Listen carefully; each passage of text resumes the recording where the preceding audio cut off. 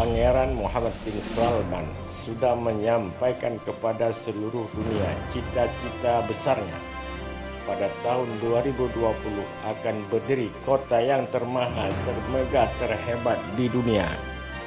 Di dekat Laut Merah, namanya Kota Nil, yang habiskan dana 6.600-an triliun lebih dana yang dihabiskan. Ya Allah, ya Rabbana, wahai hamba Allah, 12 digit nolnya.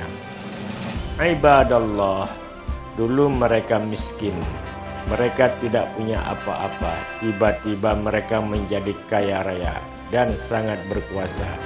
Dan pada hari ini mereka berlomba-lomba membangun gedung yang tinggi-tinggi. Kata Rasulullah, jarak dengan kiamat sudah sangat-sangat dekat. Arab sebelum minyak bumi ditemukan namanya satu, Jazirah Arabiah. Jazirah Arab itu dulu negara miskin, sangat miskin. Negeri gurun Sahara yang sangat luas, pasir yang sangat panas, hangus, bagaikan tak bertepi. Dia tidak punya apa-apa, memang sangat miskin. Tapi bila ditemukan minyak bumi, merubahlah negeri yang kaya raya. Bukan kaya, tetapi kaya raya. Saking kayanya, mereka itu menjadi pecah, menjadi negara sendiri-sendiri. Qatar, Bahrain, Uni Emirat Arab, Kuwait, Arab Saudi, Oman, dan Yaman. Sekarang kita lihat apa yang dibuat oleh masing-masing negara. Mereka membangun kota-kota besar. Yang paling dekat kita, Mekah Al-Mukarramah. Arab Saudi buat apa di sekitar Masjidil Haram? Gedung-gedung tinggi pencakar langit, Al-Bright atau Zam-Zam Tower. Bukit-bukit dihilangkan. Itu pun hanya sedikit saja yang tinggal.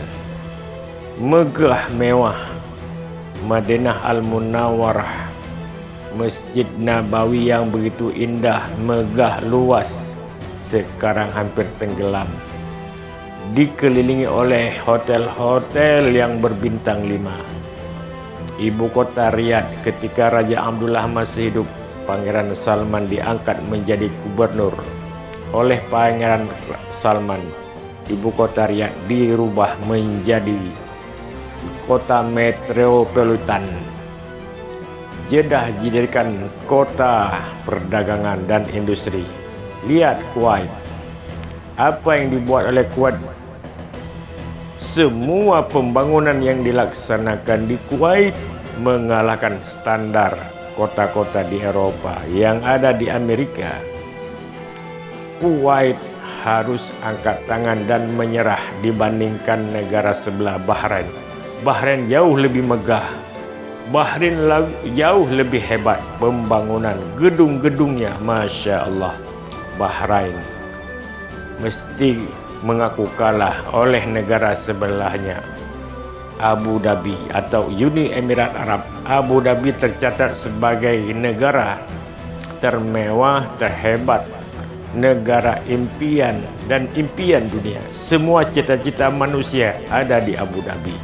Hanya di Abu Dhabi ada mesin ATM yang mengeluarkan gold atau emas. Masukkan kartu, tekan nomor, keluar emas 1 kilo. Itu hanya di Abu Dhabi.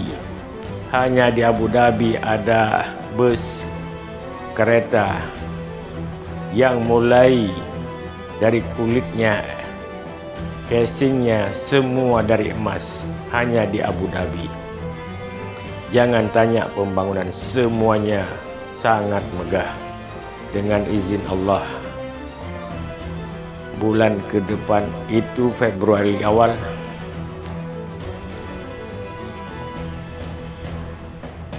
Abu Dhabi dan Dubai.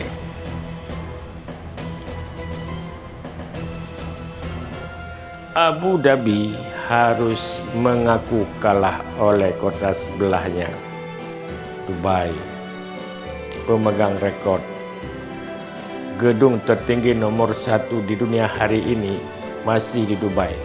Ternyata bukan di Jepang, Tokyo, bukan di Sydney, bukan Melbourne, bukan Perancis, London, tidak. Dubai. Nama gedungnya Burj Khalifa, tingginya 828 meter. Melihat gedung tinggi. Tapi gedung ini sekarang sedang dalam proses dikalahkan oleh gedung yang dibangun di tepi Laut Merah, Kota Jeddah, oleh orang terkaya yang sedang membangun gedung namanya Kingdom Tower. Tingginya gedung ini, maka tingginya 1,2 kilometer. Masya Allah. Baru-baru saja Kuwait mengumumkan akan mendirikan gedung yang juga melampaui angka 1 kilometer pula. Pangeran Muhammad bin Salman sudah menyampaikan kepada seluruh dunia cita-cita besarnya bahwa 2030 sudah berdiri kota yang terindah, termegah, termahal, terhebat di dunia, dekat perbatasan dengan Yordania. Katanya kota Neom yang menghabiskan dana 6.600 triliun lebih. Masya Allah.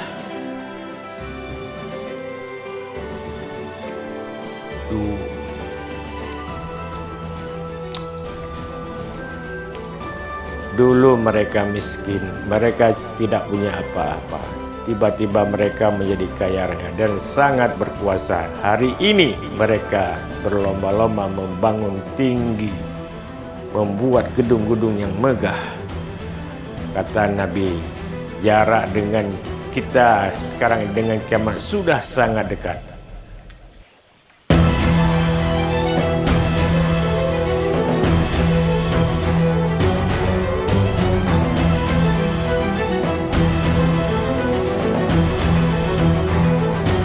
Coba kita lihat di Mekah, bukit-bukit padang pasir sudah menghijau.